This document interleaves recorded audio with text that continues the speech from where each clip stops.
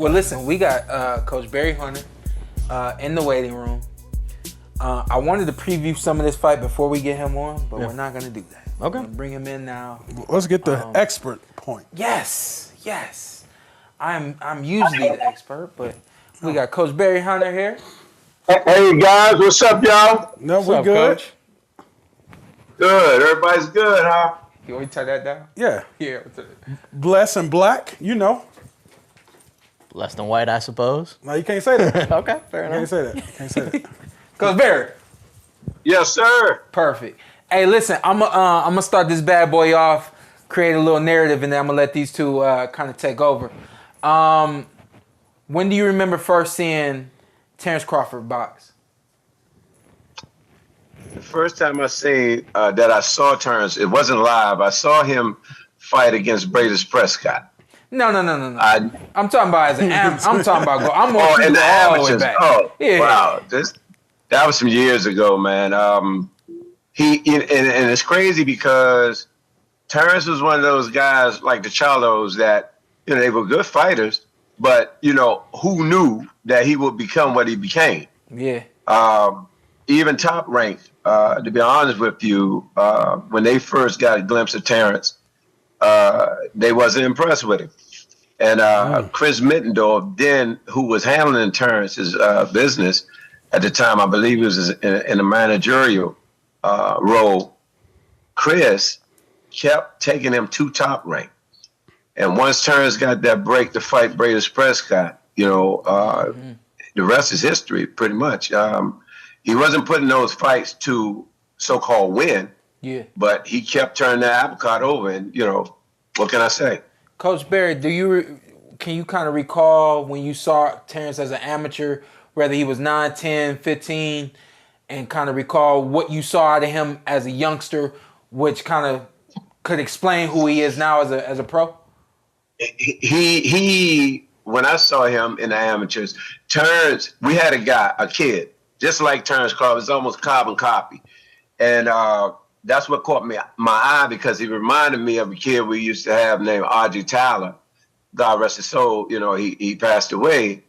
But when I saw Terence, it reminded me so much of Quick, which made me look at him.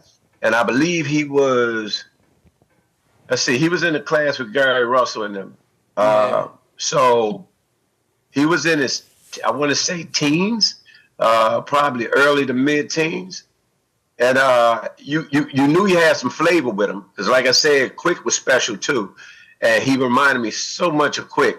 I thought that, he did have the potential to become what he became. That's my point. And then what about Errol? When did you catch wind of Errol as an amateur? The first time I saw Errol was, of course, we were all on a U.S. team together. Errol was about 17 and 16, 17. In fact, him and Day Grayton fought each other in the Nationals in the Golden Glove Finals, which is when I first saw him. And he was a good fighter then. And they had a war. We came out on the high end of that fight. But he ended up, of course, being a member of the U.S. team. And in fact, if I recall correctly, Shawn, you were up there, one of the ones helping Errol, along with Lamont, Adrian Bronner. There were so many of you guys up there helping those guys out. Yeah. Errol was one of the kids that y'all was helping at the time. Yeah. I remember Jorge Linares was there. They had Jorge, that's right. Coach Freddie Roach was there. Of course, my dad was there. Quite a few. Mike Stafford. Quite a few coaches. And remember back then they just were trying to get the amateurs ready for basically going up against pros, because they said, these amateurs are staying amateurs so long, they might as well be pro in the other countries. And so they thought that, hey, let's try to give our fighters a better chance here in the States by having them train with pros. And I don't remember how that whole team panned out, but 100%. And to add on to that, another Errol Spence story. Of course, once we were on the U.S. team, and Errol was the type then, when he was younger, that if he felt as though he wasn't training enough, he would have a problem with it. And so his dad called me one day. He called home, and his dad called me, and and we were when I spoke to his father, I was kind of, joking with his dad, but I could tell his energy was different this day. And I said, what's the matter? And he said, Earl, they're not training enough up there. Well, you know how Colorado was at that time. There was a lot of meetings going on. But I told him what I would do. I would end up going back to the gym with him later on. So he was that kid that, you'd have to stop training, because he would train until he passed out almost. And what you see out of Errol now, this is something that you certainly expected when you saw him back then? Absolutely. Yeah. If you think about it, when we were, of course, in the camps, he did extremely well in the camps.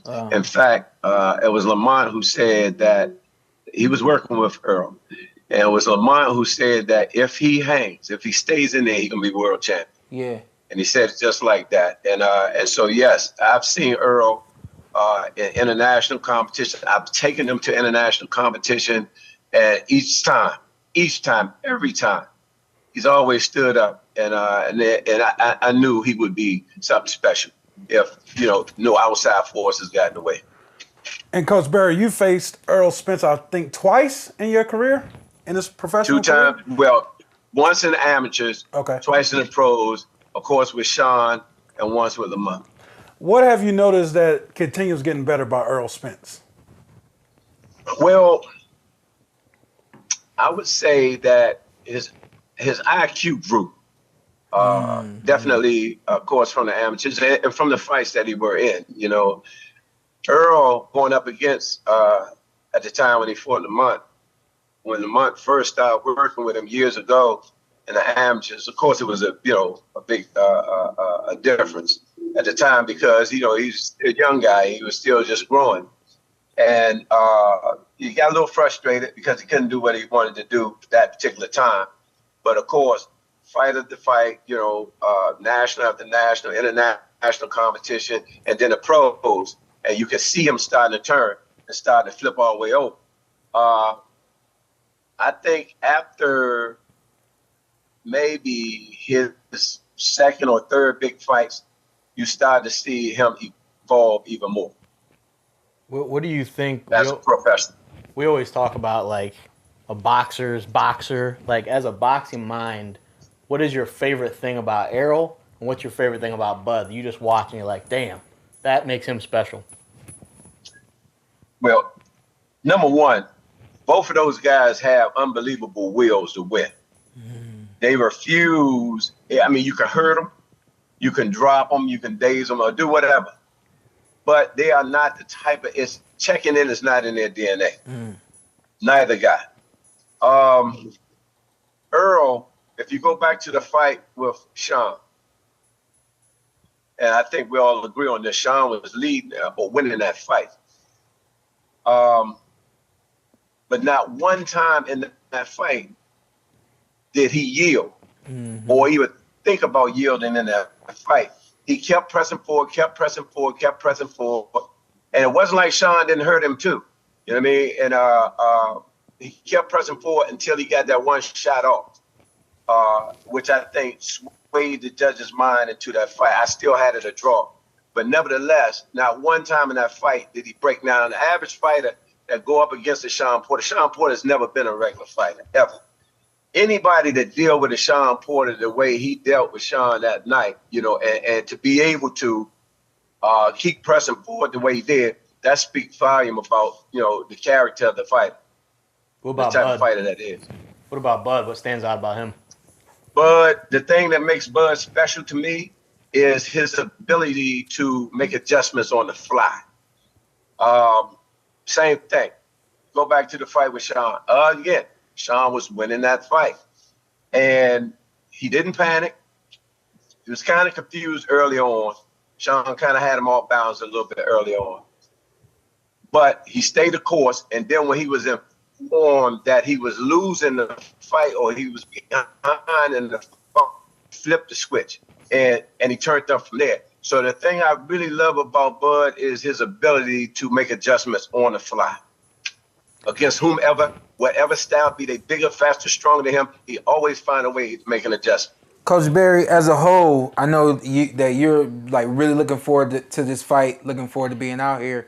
What do you think this fight's going to look like? I would have liked to have seen, all honesty, this fight about 3 or 4 years ago. Ooh. But I think because of both guys' will to win, I think because of their, when they got, let's face it, they got egos, and nobody wants to lose. I think that right button push here or there, we could be in for a real special night. I think that what really will make this fight exciting, we know Bud can box, Errol can box too, but it's been a while, since I've seen Errol actually box. Yeah. Bud fights even-handed. They both have good power. And the fact that neither one wants to lose and they have that will, I think you're going to see explosions, man. Somewhere along in that night, that fight, it's going to be a war. You got a pick?